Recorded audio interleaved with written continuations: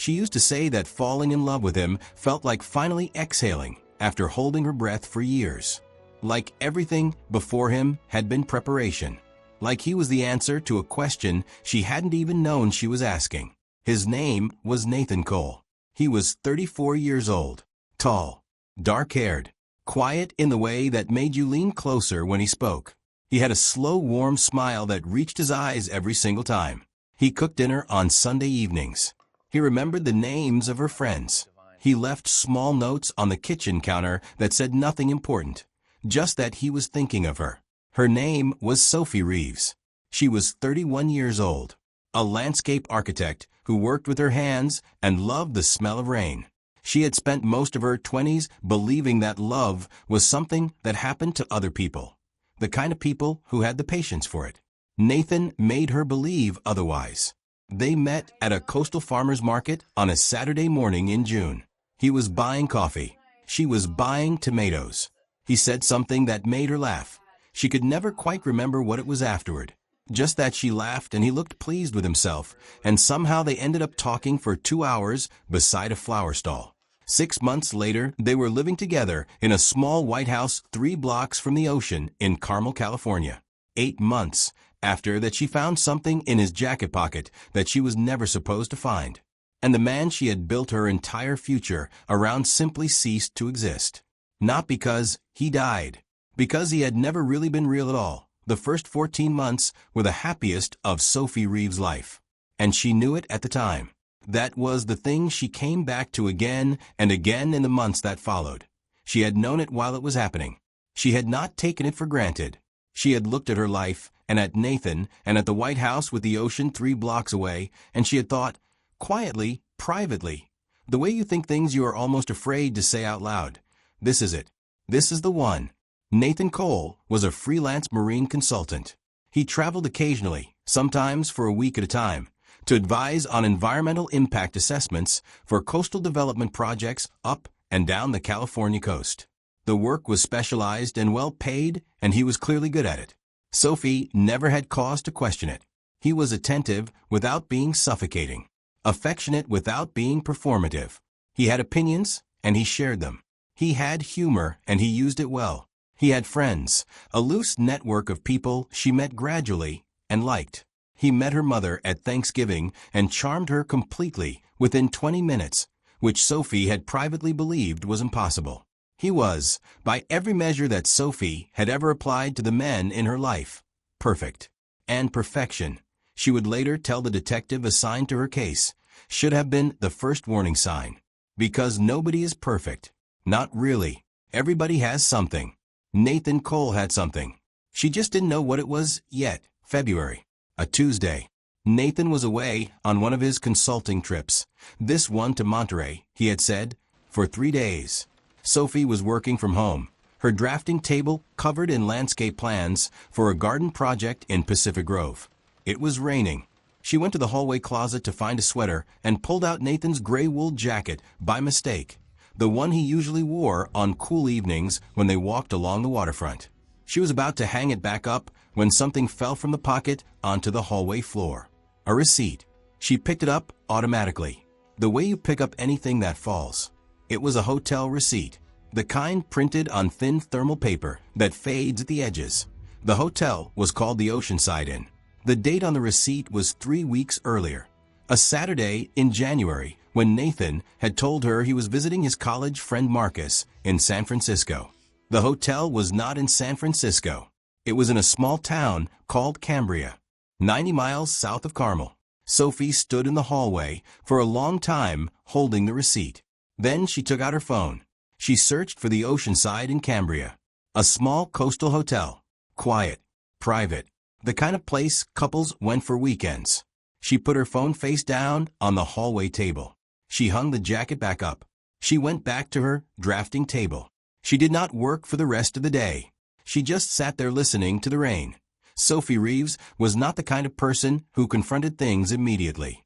She was the kind of person who needed to know first, who needed to understand the full shape of something before she was willing to look at it directly. So she started looking, carefully, methodically, the way she approached everything. She started with the hotel receipt and worked backward. She checked the credit card statement for January. There was no charge from the Oceanside Inn, which meant Nathan had paid cash, which meant he had planned to pay cash, which meant the hotel visit was not an accident or a spontaneous decision. He had planned not to leave a trace. She checked further back through the statements. She found 3 other cash withdrawals on days when Nathan had been traveling, each one large enough to cover a hotel stay and meals. Each one on a day she could not now be entirely certain about.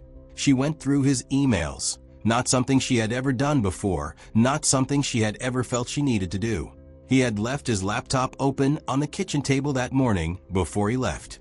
She found nothing suspicious in his email, which told her he was careful. She checked his phone records through their shared plan. She found a number she did not recognize, a number that appeared repeatedly, sometimes late at night, sometimes early in the morning, always on the days he was traveling. The calls were short, never more than 3 minutes. She called the number from a payphone at the gas station 2 streets away. A woman answered on the second ring. Sophie said nothing.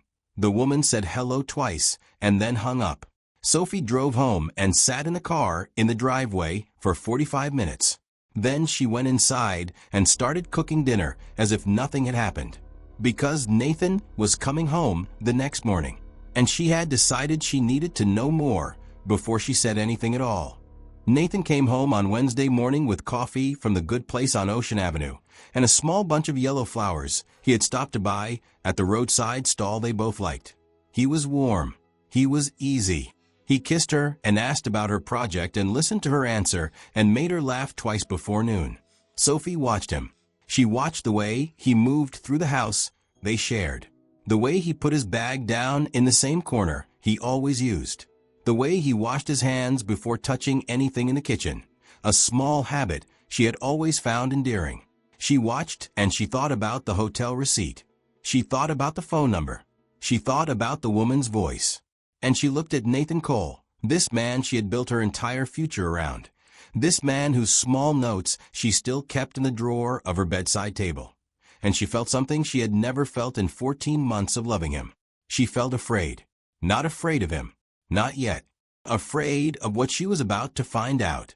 Because Sophie Reeves had been thinking clearly and carefully for 24 hours, and she had come to a conclusion that she did not want to be right about. There was too much consistency to what she had found. Too much deliberateness. The cash payments. The unrecognized number. The hotel in a town he had never mentioned. The careful absence of any digital trace. This was not a man who had made a mistake. This was a man who had built a system. And systems like that, careful, deliberate, sustained systems of concealment, did not exist to hide ordinary things. The following Saturday, Nathan told her he was going to Los Angeles for a client meeting. He would be back Sunday evening. Sophie said, "Have a good trip." She kissed him goodbye.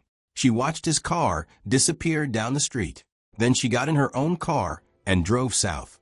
She had been thinking about the hotel receipt for 2 weeks, about the Oceanside Inn in Cambria, about the fact that it was 90 miles south of Carmel, about the fact that Nathan traveled south along the coast regularly for his consulting work.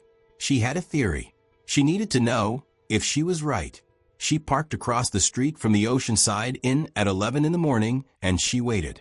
She was there for 3 hours. At 2:15 p.m., Nathan's car pulled into the hotel parking lot. Sophie sat very still. Nathan got out of the car. He was wearing the gray wool jacket. He looked relaxed and unhurried. He went to the trunk and took out a small overnight bag. A woman came out of the hotel entrance to meet him. She was approximately Sophie's age. Dark hair, slim. She walked toward Nathan with the easy, comfortable familiarity of someone who had done this many times before. Nathan smiled when he saw her. The slow, warm smile that Sophie had believed for 14 months belonged only to her. The woman put her hand on his arm. They went inside together. Sophie sat in her car across the street for a long time. Then she drove home. She did not cry until she reached Carmel. But here is the thing. Here is the thing that changed everything.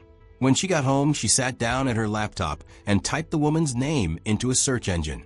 Because Sophie had been close enough to read the hotel welcome tag hanging from the door the woman had come through. Room 7. The name on the welcome card had been clearly visible. The woman's name was Claire Donovan.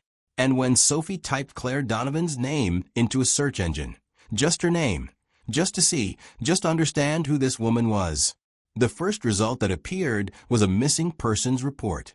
Claire Donovan, 31 years old, reported missing by her family in Portland, Oregon 14 months earlier. Sophie read the date.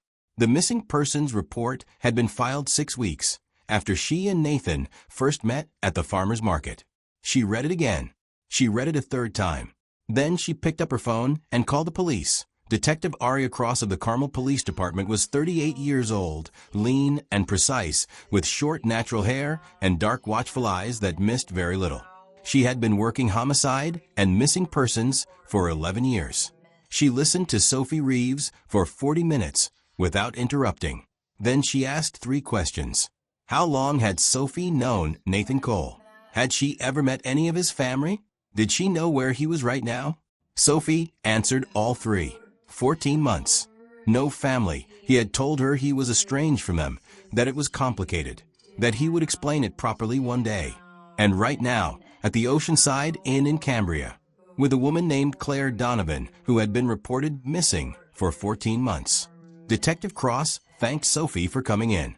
She did not tell Sophie to go home and not worry. She told Sophie to go home and not contact Nathan. That was when Sophie understood that something was genuinely wrong. Not just wrong in the way of a man having an affair. Wrong in a deeper and more frightening way. Detective Cross ran Nathan Cole's name through every available database. Nathan Cole did not exist. Not in the way a real person exists. There was a social security number, but it had been issued to a Nathan Cole who had died in infancy in 1989 in Nebraska. There was a driver's license, but the address on it was an empty lot in Sacramento. There were professional credentials for the marine consulting work, but the certifying institution was a company that had dissolved 3 years earlier. Nathan Cole was a constructed identity. A careful, detailed, thoroughly researched, constructed identity built on a dead child's social security number and a paper trail of false credentials. Cross widened the search. She contacted Portland, Oregon police regarding the Claire Donovan missing persons case. She sent them a photograph of Nathan Cole. Portland called back within 2 hours. The man in the photograph was known to Portland police, not as Nathan Cole, as a man named James Paul Mercer. And James Paul Mercer had been the last known person to see Claire Donovan before she disappeared. He had also been the last known person to see a woman named Rachel Kim before she disappeared in Seattle 3 years earlier, and a woman named Dana Walsh before she disappeared in San Diego 5 years before that. 3 women, 3 cities, 3 disappearances, all connected to the same man, all connected to the slow, warm smile and the small notes on the kitchen counter and the yellow flowers from the roadside stall. Detective Cross wanted Sophie to leave the house before Nathan returned. Sophie refused. She understood the detective's concern. She heard it clearly in the careful, measured way Cross spoke to her. She understood what the information from Portland implied about the man who had been leaving notes on her kitchen counter for 14 months. She refused anyway. She needed to look at him. She needed to see his face when he walked through the door of the house they shared and found her sitting at the kitchen table waiting. She needed to know, one way or the other, whether there had been anything real in any of it, whether she had been completely wrong about everything. Nathan came home at 7:30 p.m. on Sunday evening, exactly as he had said he would. He came through the front door with his overnight bag and the easy, comfortable manner of a man returning from an ordinary weekend. He saw Sophie at the kitchen table. He saw her expression, and something happened to his face. Not guilt, not panic, just a closing, like a door shutting very quietly in a house that has been full of light. He set his bag down. He sat across from her. She put 3 things on the table between them. A printout of Claire Donovan's missing persons report. A photograph Detective Cross had sent her of James Paul Mercer from Portland police files. And the hotel receipt from the Oceanside Inn. Nathan looked at the 3 items on the table for a long time. Then he looked up at Sophie, and he said, "I need you to understand that what I felt for you is real." Sophie looked at him across the table. This man whose name was not Nathan, whose history was not his history, whose credentials were not his credentials. And she said, "Where are they?" He didn't answer. Outside the house, Detective Aria Cross and 2 uniformed officers were walking up the front path. James Paul Mercer was arrested at Sophie Reeves' kitchen table on a Sunday evening in February. He did not resist. He did not run. He sat quietly while the officers read him his rights, and then he stood and walked to the police car with the same calm, unhurried manner that Sophie had spent 14 months believing was simply who he was. The investigation that followed lasted 8 months. What it revealed was methodical and devastating in equal measure. James Paul Mercer, whose real name investigators eventually confirmed through fingerprints and early records, was 37 years old. He had grown up in Tucson, Arizona. He had no significant criminal record before the disappearances began. What he had was a pattern, a meticulous, carefully constructed pattern that he had been executing for at least 6 years. He would arrive in a new city. He would construct a new identity, always built on the same foundational technique of using deceased infants' social security numbers. He would establish himself professionally with forged credentials in a field specialized enough that casual verification was difficult. And then he would find someone, always a woman in her early 30s, always someone who had expressed, in some public or semi-public way, a sense of searching, a sense of wanting something more, always someone a little isolated from their family, always someone whose disappearance would take time to be noticed. He would make them fall in love with him. He was extraordinarily good at it. And then, at a certain point, a point that investigators were never quite able to identify a consistent trigger for, he would move on. Rachel Kim disappeared from Seattle after 9 months. Dana Walsh disappeared from San Diego after 11 months. Claire Donovan, the woman in Cambria, had been with him for 14 months before Sophie found the hotel receipt. Sophie had been with him for 14 months. The parallel was not lost on Detective Cross. Search teams were deployed across 3 states. Rachel Kim was found in the Cascade Mountains of Washington State 18 months after her disappearance. Dana Walsh was found near the Anza Borrego Desert in Southern California 2 years after hers. Claire Donovan was found alive, disoriented, traumatized, and deeply unwell, but alive, in a rented property outside Cambria that James Paul Mercer had been maintaining under yet another false name. She had been kept there for 14 months. She had not known where she was. She had believed, because he had told her carefully and consistently for 14 months, that she was being kept safe from someone who wanted to hurt her. That someone was him. That was always him. The trial of James Paul Mercer lasted 6 weeks. He pleaded not guilty to all charges. His defense argued that the relationships had been consensual, that the women had chosen to be with him, that the constructed identities were a form of self-protection from a difficult past rather than evidence of predatory intent. The prosecution systematically dismantled every element of this argument. They presented the social security numbers of 3 deceased infants. They presented the forged professional credentials. They presented the phone records, the cash withdrawals, the hotel receipts, the rented properties maintained under false names. They presented Claire Donovan. She testified for 4 hours. She was calm and precise and utterly devastating. She described 14 months of a reality that had been entirely constructed around her by a man who had made her believe she was loved and protected while systematically isolating her from everyone else in her life.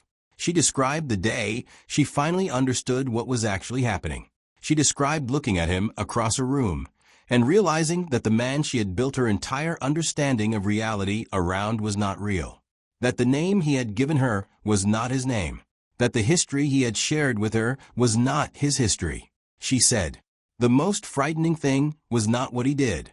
The most frightening thing was how completely I had believed him, how thoroughly I had trusted him, how certain I had been." The jury deliberated for 2 days. James Paul Mercer was convicted on all counts. He was sentenced to 2 consecutive life terms without the possibility of parole. He was led from the courtroom with the same quiet calm he had maintained throughout 6 weeks of testimony about the damage he had done. Sophie Reeves sat in the gallery and watched him go. Sophie Reeves sold the White House in Carmel 6 months after the trial ended. She moved to a small apartment in Monterey. She kept working. She kept designing gardens. She kept buying tomatoes at the Saturday farmers market, a different one, a different town, but the same ritual. People who knew her in the years that followed said she was fine, that she had processed it, that she was moving forward. Sophie would have said the same thing if you asked her. But there were questions she carried, questions she turned over in the quiet hours when sleep wouldn't come. Had any of it been real? That was the one she kept returning to. The slow warm smile, the Sunday dinners, the small notes on the kitchen counter, the way he had looked at her mother at Thanksgiving with genuine warmth in his eyes. Detective Cross had told her, gently, carefully, that James Paul Mercer was what psychologists called a highly functional individual with deep pathological traits. That people like him were capable of performing warmth, connection, and love with extraordinary convincingness. That the performance was so complete it often became, in some limited and terrible sense, partially real even to them. Sophie had asked the detective if that meant any of it had been real. Cross had been quiet for a moment. Then she said, "What was real was you. What you felt was real. What you gave was real. That part was never the lie." Sophie thought about that a great deal in the months and years that followed. She thought about the 14 months. She thought about the exhaling feeling, the finally feeling, the this is it feeling. She thought about how completely and absolutely she had been wrong about the source of it, and how completely and absolutely she had been right about the feeling itself. Here is the thing about love that nobody tells you. It does not protect you from the people who know how to use it. James Paul Mercer understood love, or the appearance of love, better than almost anyone. He understood what people needed when they were searching. He understood what to say and when to say it and how to make someone feel seen and chosen and safe. He used that understanding as a weapon. And the devastating truth is that it worked. Completely. Multiple times. On intelligent, careful, perceptive women who had no reason to doubt what they were experiencing. Because love, real love, the feeling of it, the warmth of it, does not come with a verification system. You cannot run it through a database. You cannot check its credentials. You cannot confirm its identity before you let it in. You just feel it. And sometimes, in the rarest and most terrible cases, what you feel is real and the person you feel it for is not. Sophie Reeves is doing well now. She has a garden she designed herself outside her Monterey apartment. She has friends and work and Saturday mornings and the ocean. She does not talk about Nathan Cole. She refuses to use his real name, the name that belongs to a man she never actually met. She talks about what she learned. She talks about what she carries. She talks about the 14 months. Not with bitterness. Not entirely. Because here is what Sophie came to understand in the quiet years after the trial. The love she felt was hers. He could construct an identity. He could construct a history. He could construct a life complete enough to fool everyone who encountered it. But he could not construct what she felt.